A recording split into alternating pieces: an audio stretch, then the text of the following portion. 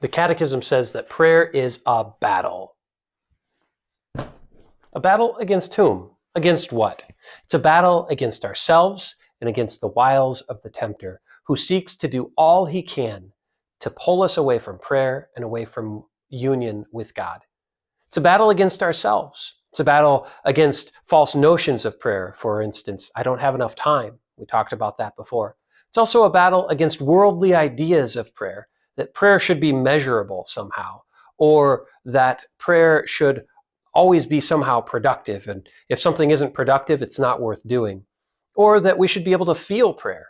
Or the worldly notion that prayer is simply an escape from the world, an escape from reality, when in fact prayer is running to reality himself, and prayer changes reality. Prayer is also a battle against disappointment at not being heard in prayer, against dryness in prayer, against our own resistance to God's love, seeking to ask us for more and more and more of ourselves, our disappointment in ourselves as sinners. Prayer is a battle against all kinds of things. But when we know that prayer is a battle, it changes things. You see, in a battle, one recognizes that you either have to fight or die. In a true battle, life is at stake. So when we see that prayer is a battle, we realize I have to fight for my life.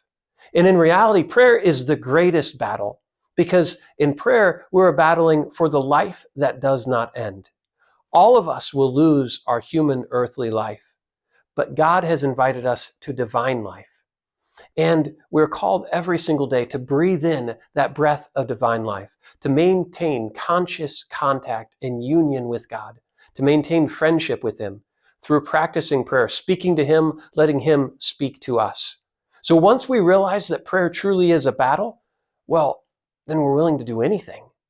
We're willing to long for that prayer. We're willing to fight for it. We're willing to set aside time for it. We're willing to even persevere. Prayer is a battle.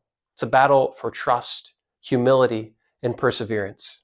But it's a battle that's worth it once we truly realize what's at stake. So what a blessing we have to be engaged in this battle.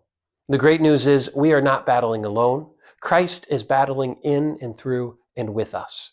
Christ has won the battle of prayer on the cross. He has won against the tempter.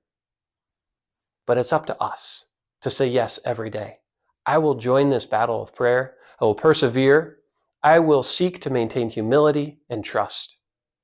Thanks, guys. Pray for me, and I'll pray for you.